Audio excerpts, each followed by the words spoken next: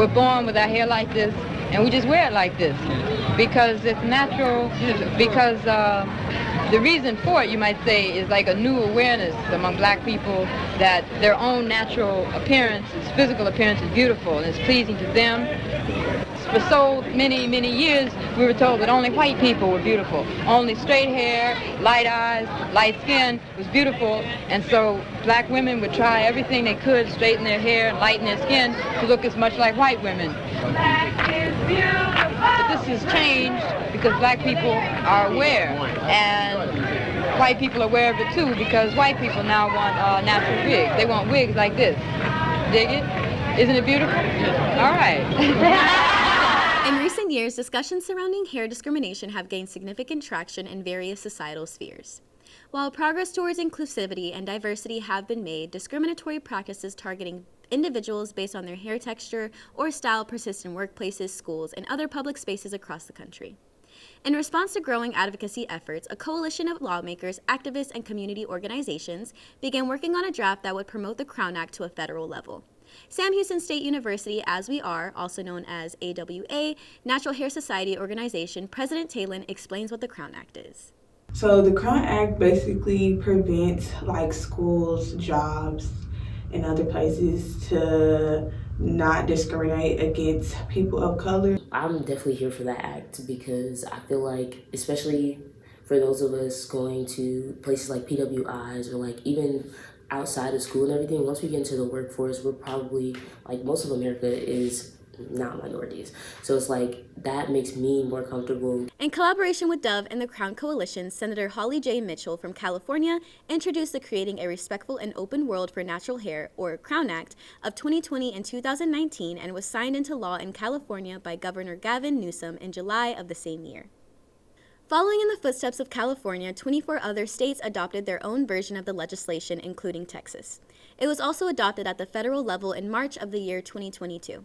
This act was created in light of the instances all too familiar to African Americans across the nation in 2019 and 2020 that garnered national media coverage and encouraged lawful calls to action by political officials and public scrutiny. These instances were the discrimination of the hairstyles and hair texture that is traditionally adorned by people of African descent.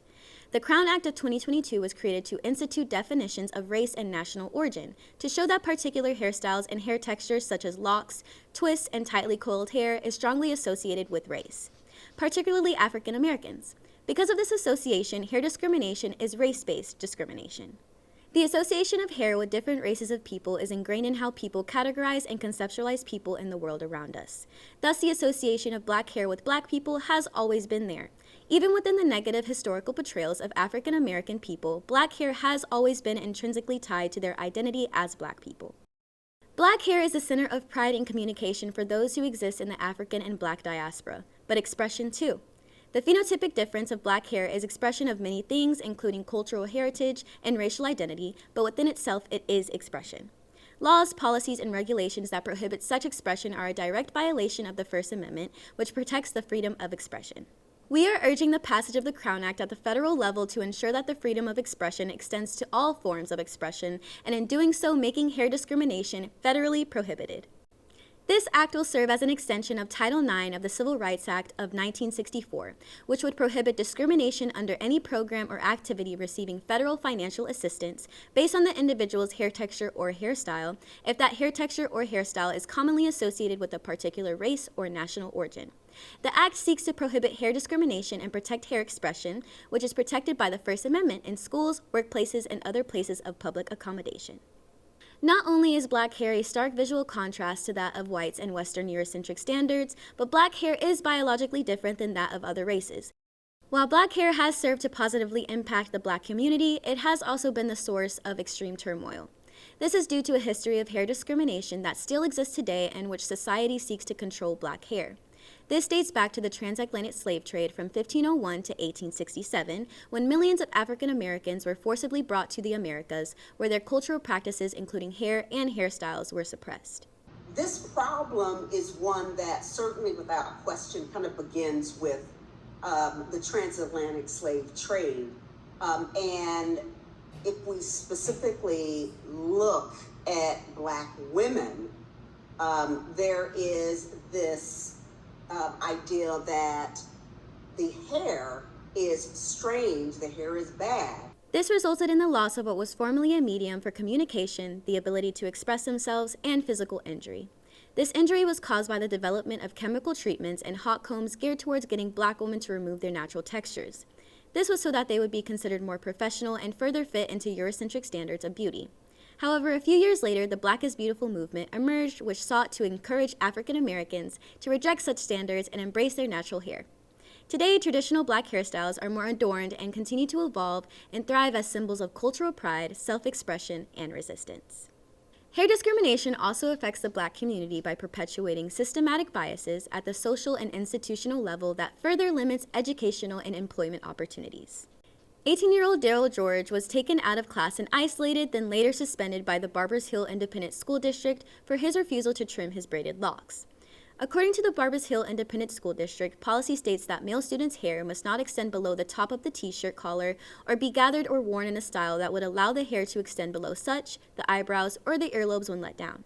School officials have warned George that continued violation of the dress code will result in suspension. The times do change how you are. I can remember growing up with Tamir Rice whenever he was murdered for having a toy gun. That changed the trajectory of my brother's lives because they could only ever have Nerf guns, if that, and it's the same. What does that say if we can't be who we are, express ourselves? You told us we could. You approved the act, and then you go back on it. Why did you guys rule that way? Because what are you telling us? What are you telling the future? Well, hair freedom in general is a way for people to express themselves very freely. I believe that it is a First Amendment right. It definitely should not be taken away. A Texas judge on February 22, 2024 said the Barbers Hill Independent School District can punish a black student who wears his hair in long locks without violating Texas's new Crown Act. Growing up, I was in theater and I had braids for a show in middle school, and my teacher asked if I could just take them down for the show. And I was like, no, actually, no, I can't. One, that would take forever, and two, they're not ready. It's not time for them to come down.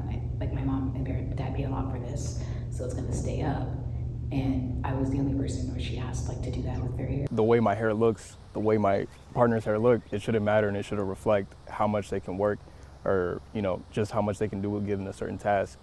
It's honestly one of those things where it's like, it kind of doesn't really make sense. And I understand there's a level to professionalism, but there also is professionalism within my culture. There is professionalism with how my hair can be styled. Chastity Jones, a black woman from Alabama, lost her job because she refused to cut her locks. She applied for a position as a customer service representative at a call center in Mobile in 2010. During her interview, an HR manager informed Jones that the company's grooming policy considered locks unacceptable as they are perceived to be prone to appearing untidy. We're trained and we're raised to tolerate a lot in the society we live in, working in the United States. But being able to go into a workplace and not being able to express yourself or face microaggressions or have people touch your hair, have people question when you change your hair, whether it be your real hair or not, that continues to build up. According to Vox.com, the federal district court in Alabama dismissed the claim, saying that racial discrimination must show bias based on traits that a person cannot change, like skin color, and that a hairstyle doesn't fit into that category because it can be changed. This ruling and the one in the Daryl George case are an example of why the Crown Act should be passed at the federal level. Contrary to the court's decision, hair is intrinsically tied with race, and the Crown Act of 2022 emphasizes this. Though many states have passed the legislation, this leaves the opportunity for states to restrict the scope, magnitude, and what is legally protected and prohibited in terms of hair discrimination. Despite our views, the 11th Circuit Court of Appeals upheld the lower court's ruling in 2016 and declined to hold a full en banc review of the case in December 2017. According to a 2019 survey of approximately 2,000 women who had recently been employed or were currently employed in an office setting, black women's hair is over 3 times more likely to be viewed as unprofessional, and black women are 80% more likely to modify their natural hair to conform to workplace standards. Recently, with the bill passing in 2023, we had to add hair texture and protective style to our policy. And so we already had a policy for discrimination, and basically what we did is add that as a caveat. The enactment of the Crown Act at the state and federal level represents a critical milestone in the fight against discrimination based on natural hair. However, legal efforts are needed to dismantle systematic biases, promote diversity, and create a more equitable society where everyone feels empowered to embrace their natural hair with pride. By raising awareness, advocating for legislative change, and fostering inclusive spaces, we can collectively work towards breaking down barriers and ensuring that everyone, regardless of their hair texture or style, is treated with the respect and dignity they deserve.